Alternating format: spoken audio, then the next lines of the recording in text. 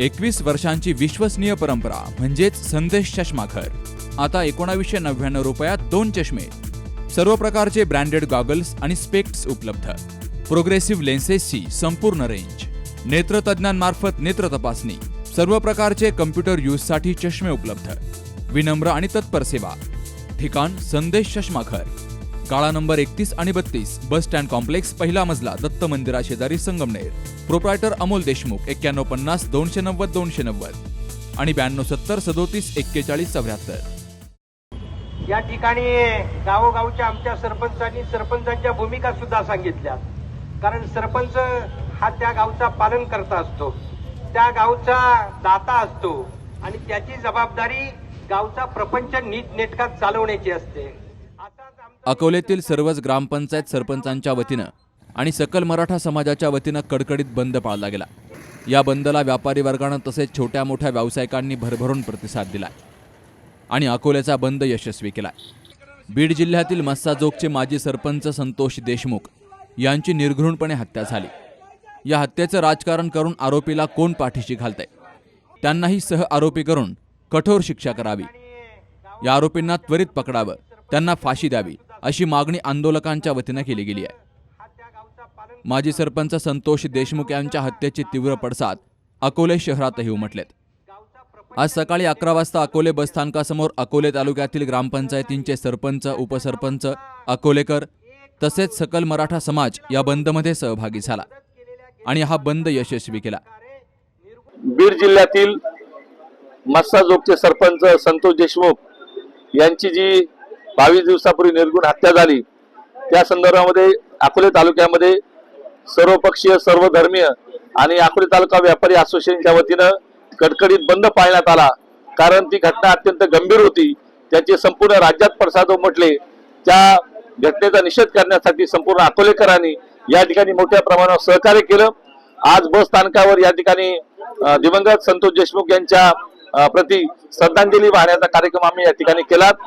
खरोखर या निमित्तानं एकच आव्हान या निमित्तानं आपल्या सर्वांना करायचं आहे की जे बीड जिल्ह्यामध्ये सुरू आहे ते उद्या आपल्या जिल्ह्यामध्ये सुद्धा सुरू झाल्याशिवाय राहणार नाही, कारण तशा प्रकारचं वातावरण हे आपल्या सर्वांच्या अवतीभोवती सुरू आहे आणि याची जाणीव अकोलेकरांना व्हावी की अशा प्रकारच्या घटना आपल्या सुद्धा अवतीभोवती घडत असतात आणि त्याचे आपण आपल्या कामकाजामध्ये व्यस्त असल्यामुळे या घटनेकडे लक्ष देत नाही आणि लक्ष वेधण्यासाठी आम्ही सर्वांनी हा पुढाकार घेऊन या ठिकाणी हे आज आंदोलन या ठिकाणी यशस्वी केलेलं आहे।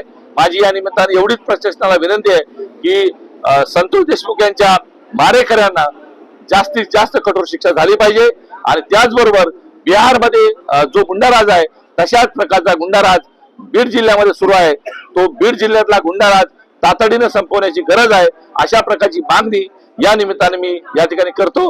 अकोले तालुक्याच्या वतीने बीड जिल्ह्यातील आमचे बंधू संतोष देशमुख यांची हत्या झाली, त्या हत्येच्या नंतर संबंध महाराष्ट्रामध्ये वेगवेगळ्या ठिकाणी तालुक्यात आवाज उठवला गेला, परंतु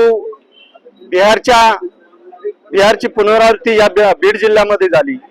अतिशय निर्गुण, अतिशय क्रूर हत्या आमच्या या बांधवाची झाली, परंतु प्रशासनाने कुठल्याही प्रकारची दखल न घेतल्यामुळे त्यांचे हत्यारे आजही 20-22 दिवस झाले हे सर्वजण खुलेआम या महाराष्ट्र राज्यामध्ये फिरतायत। परंतु आम्ही एकच या प्रशासनाला विनंती करेल का या संतोष देशमुखांसारख्या अनेक लोकांच्या हत्या या महाराष्ट्र राज्यामध्ये, या बीड जिल्ह्यामध्ये झालेल्या आहे, परंतु त्यांच्यावरती कोणाचा तरी वरदास्त आहे। हा वरदास्त असल्यामुळे एवढी निर्गुण हत्या या आमच्यासारख्या या बांधवाची झालेली आहे। तरी मी प्रशासनाला या अकोले तालुक्याच्या वतीने विनंती करेल का या हत्यारांना कठोरात कठोर शासनाने यांना शिक्षा द्यावी। मस्साजोगचे सरपंच स्वर्गीय संतोष देशमुख यांच्या हत्येच्या निषेधार्थ आज अकोल्यामध्ये भव्य जनाक्रोश मोर्चा आयोजन करून आज अकोले तालुका बंदचं आयोजन करण्यात आलं होतं।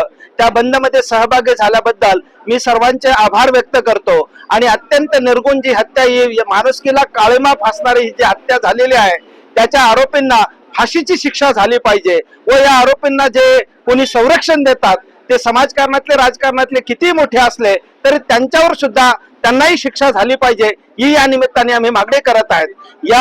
या सर्व प्रकरणाची न्यायालयीन चौकशी करावी व त्यांना उत्कृष्ट असा वकील सरकारने द्यावा आणि या स्वर्गीय संतोष देशमुखांची हत्येच्या या आरोपींना कठोरात कठोर शिक्षा करावी ही अकोले तालुक्यातल्या या क्रांतिकारी जनतेच्या वतीने मागणी करतो.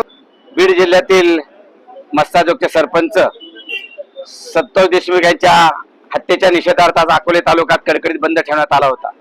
सर्व अकोलेकरांच्या वतीने एक मागणी करण्यात आली की सरपंच संतोष देशमुख यांची ज्यांनी हत्या केली असेल त्या आरोपींना या ठिकाणी जे आरोपी अजून शिल्लक आहेत त्यांना अटक व्हावी आणि फाशीची शिक्षा व्हावी अशी मागणी अकोलेकरांच्या वतीने या ठिकाणी करण्यात आली. या हत्येमागचा मास्टरमाइंड वाल्मिक कराड हा काल पोलिसांना शरण आला, सीआयएला शरण आला.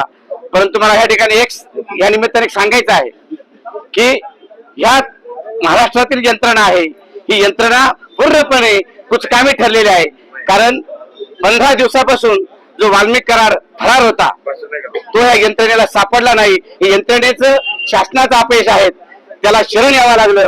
कारण शरण येण्याचं कारण सुद्धा तुम्हाला या ठिकाणी सांगतो की ह्या वाल्मिक कराडला राज आश्रय होता.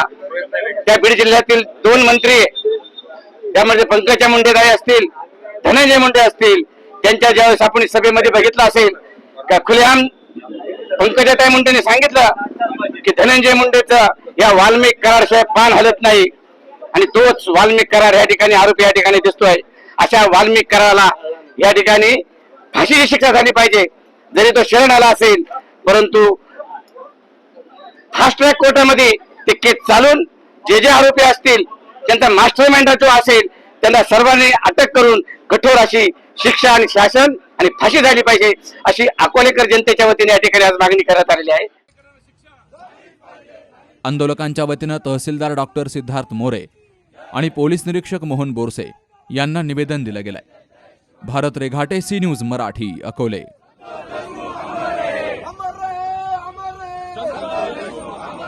काल आमच्या किटी पार्टीमध्ये मैत्रिणी विचारत होत्या, फर्निचरसाठी तुझा चॉईस समर्थ फर्निचरच का? कारण समर्थ फर्निचर मधील 70% फर्निचर हे त्यांच्याच वर्कशॉपमध्ये बनवलं जातं आणि म्हणूनच समर्थ मधील फर्निचर हे मजबूत आणि लॉंग लाईफ आहे आणि किंमत मार्केटपेक्षा reasonable. Samarth furniture and mall, Gulewadi, Sangamner, Kolar गोटी हायवे, सुगाव बुद्रुक, तालुका अकोले, जिल्हा अहमदनगर.